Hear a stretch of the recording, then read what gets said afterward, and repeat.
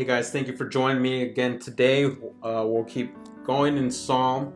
And so today's Psalm 10, and I'll read from the ESV translation.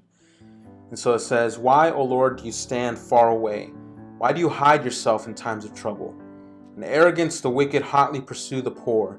Let them be caught in the schemes that they have devised. For the wicked boasts of the desire of his soul, and the one greedy for gain curses and renounces the Lord. In the pride of his face the wicked does not seek him. All his thoughts are, there is no God. His ways prosper at all times. Your judgments are on high, out of his sight. As for all his foes, he puffs at them. He says in his heart, I shall not be moved. Throughout all generations I shall not meet adversity. His mouth is filled with cursing and deceit and oppression. Under his tongue are mischief and iniquity.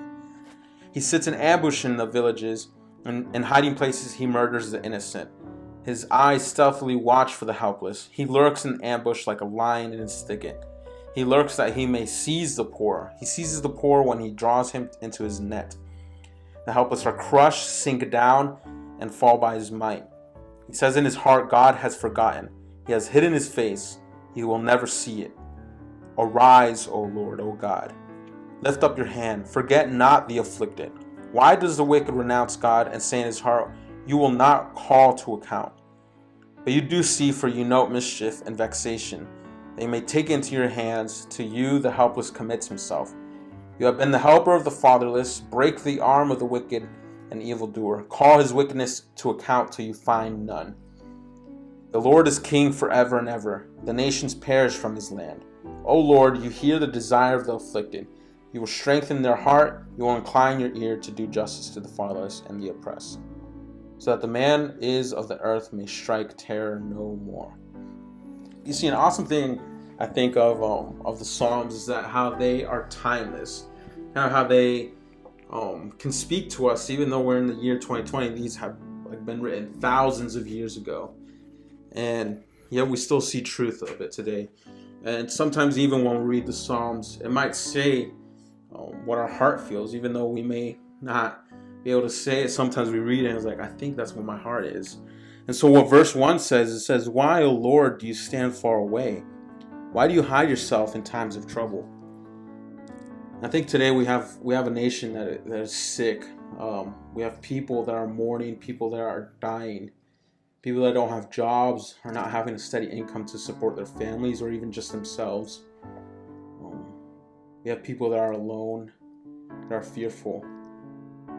And some people, we even think, we see sometimes too, that some other people are prospering during these times. They're getting more money than they had before.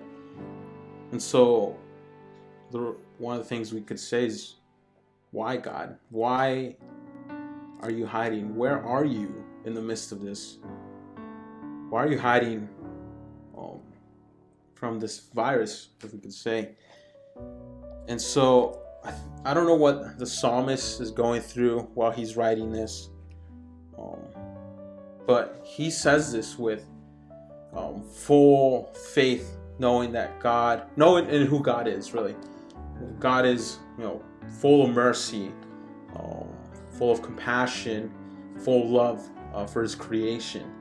And so in faith, he writes verse 12, "Arise, O Lord, O God, lift up your hand, forget not the afflicted." In verse 16, he says, "The Lord is king forever and ever. The nations perish from his lands. O Lord, you hear the desire of the afflicted." And so we could have full faith that we can cry out to the Lord. You can ask these questions. But know this, that sometimes God's will is different from ours. It's not what we think of, but we have full faith that it is the best way. He has the best will because he is God. He knows everything, and he loves his creation. Just know this, that God is there when you prosper, and God is there when you are afflicted. He's still the same God. And so run to him, cry out to him in the midst of all this, and just know that when you cry out to him, have full faith that he will deliver you from this.